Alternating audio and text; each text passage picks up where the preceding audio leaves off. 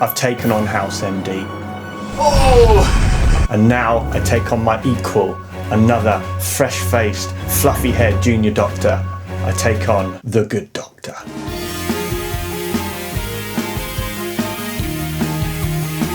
Hello everyone, my name's Ed Hope, a junior doctor in the UK, and welcome to Sick Notes, where I look at medical content and explain it in simple terms. On one of my previous videos, I looked back at one of my old favourite TV shows, a show called House that I watched a lot before medical school. You can watch that video somewhere up here. I had some really good feedback, so I thought I'd look at the medical accuracy of another TV show, one that's out at the moment called The Good Doctor. For people who don't know what The Good Doctor is, it's the latest hit medical TV drama sweeping the TV shows, based off a South Korean drama of the same name. Created by David Shaw, the guy who brought us House, it follows Dr. Sean Murphy, played by the brilliant Freddie Highmore, in his early years as a surgical doctor. And if that wasn't tough enough, our main character has autism spectrum disorder. Season 1 has already been completed, but to keep things simple, I'm just going to be looking at the first ever episode. So it will contain lots of spoilers. Judging from my previous videos and looking back at medical dramas, I think let's try and play some medical bingo. So these are the classic things that medical dramas tend to do wrong. Number one, these 1 in a million out of nowhere diagnoses, which happened a lot in House. This is pretty much a given because it adds mystery and a bit more drama to the episode. Number 2, we have a high propensity of things going wrong, so we tend to have a lot more complications, which thankfully doesn't happen as much in real life. Number 3, I've got written here, poor clinical skills, so anything from people not washing their hands to using gear in a strange way. And the last one I've put here, relationship problems. There's guaranteed to be some kind of romance somewhere that kind of goes wrong and spills out into the hospital environment. Obviously, all of these things we're going to take in good humour because it's a TV show and the writers want to entertain people watching and take the sort of more extreme situations of what happens in real life. So let's get on with it. Let's get medical.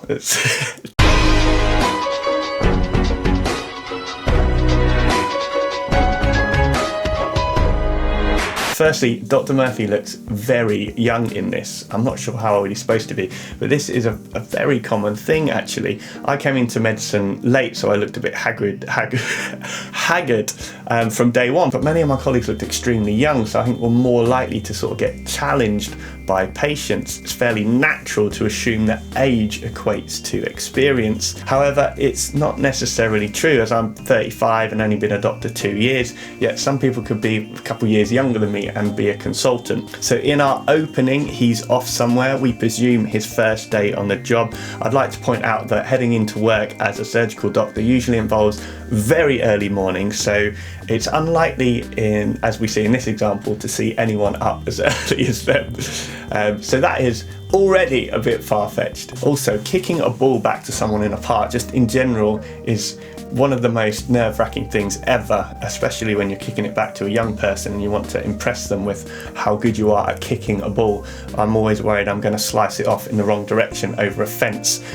Dr. Murphy, though, doesn't do a bad job. It's not stylish, but it's accurate. So first job, well done.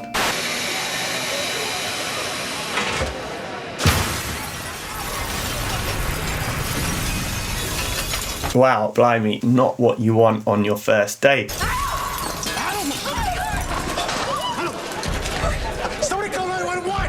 I'm pleased that someone here yelled, "Call 911." This is exactly what someone should do in the first instance, because any help we give outside of hospital is normally very limited, so we need to make sure that help is on the way before we sort of start intervening. This guy sort of just yells it out. Somebody call 911! I would maybe pick someone that looks pretty sensible and ask them to call an ambulance, and maybe in this scenario there's a few people around, so maybe ask someone else to get the kind of person in charge of that particular area, because there may be some first aiders or some medical equipment available. So luckily there's 2 doctors on the scene, and one of them is our man. Dr. Murphy is his first patient, Not exactly sure he does the best assessment of the patient. When emergencies happen, our natural reaction is to get quite amped up and panicky, but actually the best approach is to stay very calm and do a systematic approach to the patient. There is a mnemonic called Doctor's ABC, so DRS ABC. The D stands for danger. In this instance, nobody has asked the workman at the top if there's anything else that's likely to fall down, so to limit the possible number of injuries. The R stands for response. So in other patients, we tend to check if they're awake or not, so someone just might be asleep. And the S stands for send for help. So as we mentioned earlier, someone making sure an ambulance is on the way. And A stands for airway. And this is where I think the two doctors should have given a better assessment. They certainly did the right thing by stopping any major bleed before assessing the airway. Whenever you have a reduced level of consciousness, you have a risk of not being able to keep your throat open, a so-called swallowing your tongue. However, you don't physically swallow your tongue, you're just in such a sort of deep sleep that you lose the ability to keep the tone in your muscles of your throat. Therefore, these can close up your throat and mean you stop breathing. Therefore, you'd expect the doctor to properly assess this, because there's positions that we can put the neck and the jaw in to make sure it's easier to breathe. In this patient as well, because there's been quite a high impact trauma from the sign falling, but also from the patient collapsing to the floor, we'd also worry there might be some damage to the neck. So I'd expect one of these doctors to be actually securing the neck in place and making sure that they can breathe properly by opening up the jaw, a so-called jaw thrust. And then on to B stands for breathing. So I'd expect a more formal assessment where you look, listen and feel for the patient breathing, but Dr. Murphy can see the chest expansion there, so we'll kind of let him off that one. And C, the last thing, is for circulation or CPR. So if the patient's heart isn't beating, then we'd want to start CPR. Sometimes people add a D on the doctor's ABCD, the D standing for defibrillator, because if the patient heart does stop and you're performing CPR, you need to get a defibrillator on as soon as possible, because that can help restart the heart. Anyone interested in learning more about first aid, speak to your employer or check out the St. John's Ambulance or the Resuscitation Council website. So whilst this is going on, we get taken to the hospital that Dr. Murphy is due to be starting at. And we have, I don't know, this is a bit of a tongue-in-cheek comment. Autism, a mental condition characterized by difficulty in communicating and using language and abstract concepts. That's the definition. Does it sound like I'm describing a surgeon? Well, a little bit. I'm just kidding. We need to be very careful here, but the stereotype of a surgeon is that they don't really like communicating. They prefer to have a patient under anesthesia and to be operating on them. Obviously, there are lots of different stereotypes of different doctors, and they're most of the time complete rubbish. But I wonder if that little comment is a bit of a wink and a nudge to people who know about the typical surgeon stereotype. So the board of directors at the hospital are discussing the employment of someone with autism spectrum disorder to work as a surgeon. Firstly, my knowledge of ASD is very much just of someone of the general public. I've never dealt with any kind of conditions like that as a doctor. In fact, most of my knowledge of ASD has come about via the UK show The Undatables, where people of varying disabilities, including ASD, are followed around looking at their dating lives. Now, the show is generally pretty good, although the actual name, The Undatables,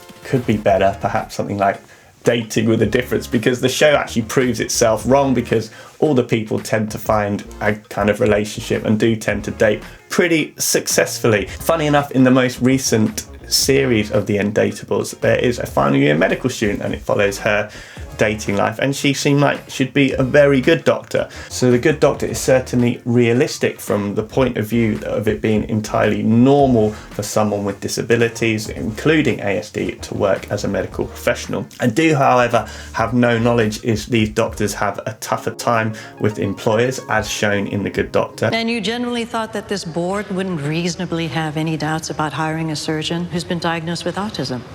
There are obviously equality laws against this, but I can imagine in practice, face-to-face exams and interviews are a lot more difficult. So autism spectrum disorder is a neurodevelopmental condition. So this means something arising from the development of the brain that means people have difficulty communicating, particularly with social awareness, and often having different behaviours too. As the name suggests, it is a spectrum of severity, and I was reading about half of people with ASD have severe learning difficulties. In the show, Dr. Murphy also has something called savant syndrome, which is a genius level intellect, and it can be through anything like calculation, memory, art, music and things like that. We all remember the film Rain Man with Dustin Hoffman.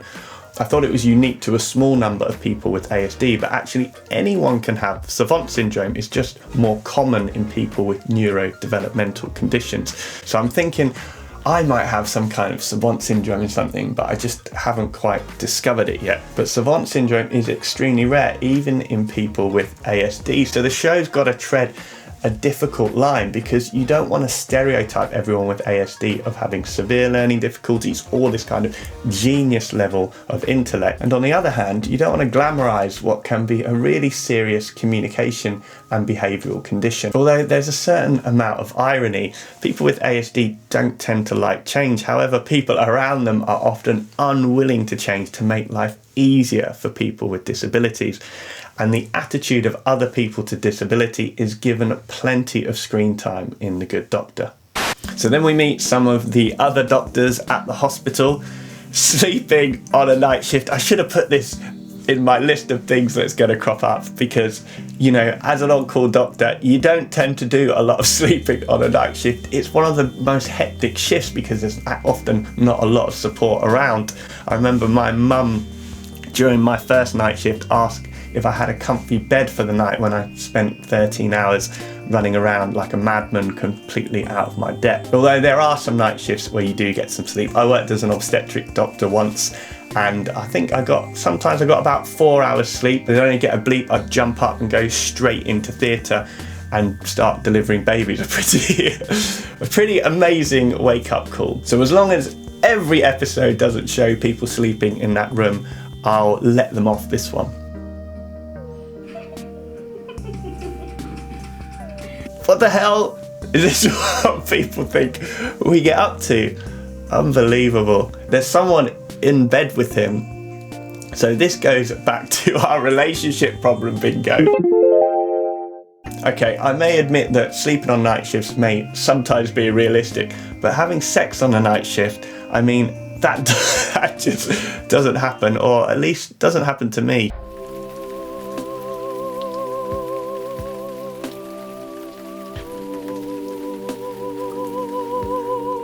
Please comment below if this has ever happened to you.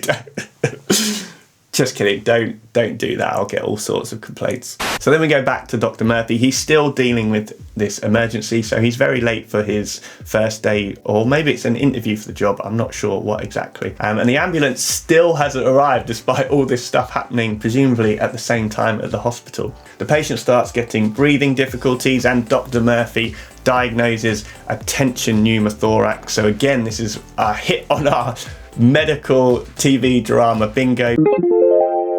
And it's where we get air between the chest wall and the lung, most often caused by a penetrating injury. So this patient has had some glass in the chest, and the air keeps filling up in that cavity, means we end up getting, the organs end up getting squashed, so the heart, the blood vessel and the lungs, which means people can die extremely rapidly if it isn't fixed. So let me explain what I'm talking about on a quick diagram.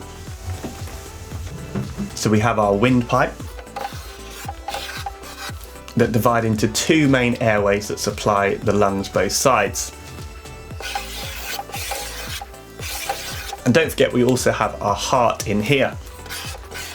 Believe it or not, the lungs don't have any muscles in them. It's just the muscles around the chest wall and the diaphragm that when they contract, they open up, and this causes a pressure difference and the lungs expand into that cavity. So we have our diaphragm and we have our chest wall. So a tension pneumothorax most commonly happens when we have a penetrating injury. For example, in this patient's had a bit of glass come into their chest wall. If you imagine, this creates a kind of one-way valve because the penetrating injuries come in this direction. So when the patient breathes in, air will be sucked into this pleural cavity here. But when the patient breathes out, this gap will close, meaning the air won't get out. So after subsequent breaths, this potential space will fill up with air, squashing the lungs. This can eventually compress the heart and the blood vessels around the heart, and this is why it can be life-threatening. The compression of the blood vessels here is why the blood vessels of the arm become engorged in this patient. Dr. Murphy probably would do well to percuss the chest, that means to tap it, because normally our chest is resonant because we can feel the air in the lung tissue, so it's resonant like a drum, but it becomes hyper-resonant because there's no lung tissue now, it's just air. He should also check the trachea because the windpipe can actually move across sometimes if the tension pneumothorax is really bad.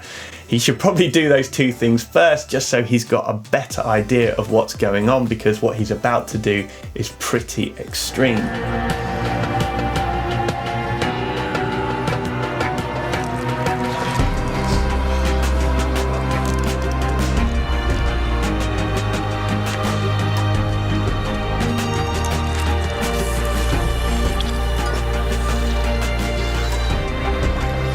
Dr. Murphy uses a kind of MacGyver style do-it-yourself chest drain. I mean, there is a simpler way to decompress this air in a tension pneumothorax by simply putting a tube in the top. Essentially, what Dr. Murphy does is the ultimate treatment that we give, which what people would get in hospital. We put a one-way valve in the form of a chest drain, and this is a one-way valve in the opposite direction, so it lets all the air out but doesn't let any air back in. Obviously, you need to seal off the original injury as well. So by placing another tube into the chest, so it allows air to escape out of the lung, but the water seal at the bottom of the whiskey bottle stops any air going back through. Pretty nifty. It's a nice little plot point actually, because obviously these things would need to be done in a sterile environment normally, but mechanically there's no reason why what he did wouldn't work. And clearly there is a huge infection risk because this was done out in a sort of unsterile environment with dirty equipment, even though he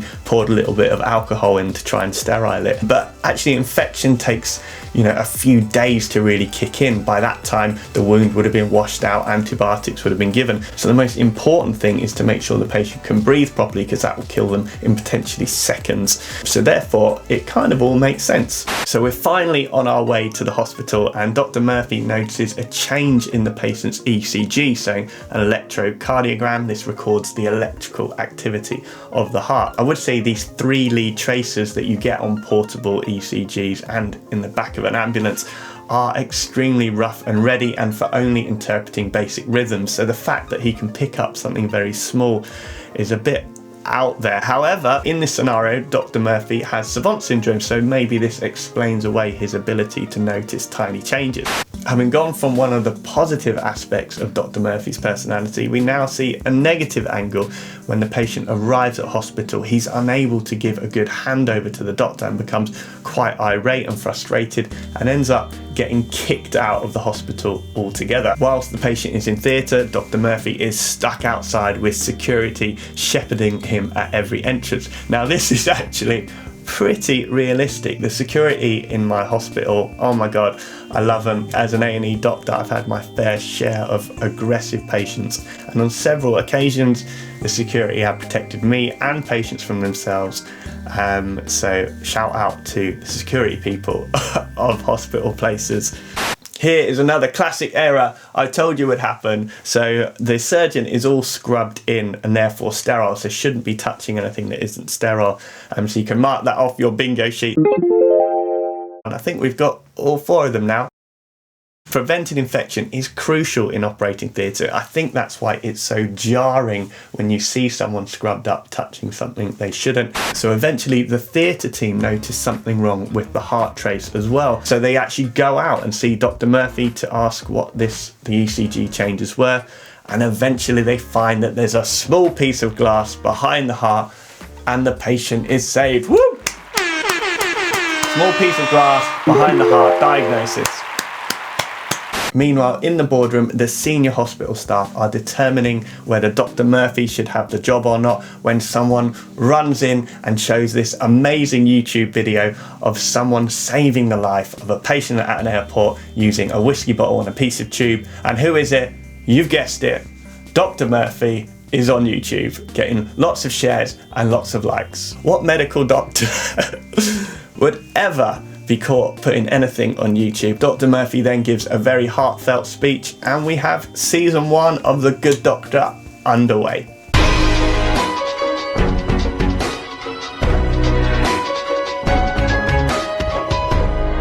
So that's the end of the show. I hope you enjoyed my medical analysis of this TV show. I was pretty impressed in general. Clearly the realism needs to take a bit of a back seat in terms of favouring the story and the characters and the drama. If you found anything else that I missed, I'd love to hear about them, so leave a comment below. Just a quick thank you to all the medical students on Reddit that recommended me take a look at this show. Thank you very much for that. If you enjoyed this, there are other videos on my channel. For example, I look at the TV show House that I mentioned at the beginning. You may enjoy that. And in general, I just like to be the friendly neighbourhood doctor, just explaining anything medical in simple terms. So check them out, and thank you very much for watching.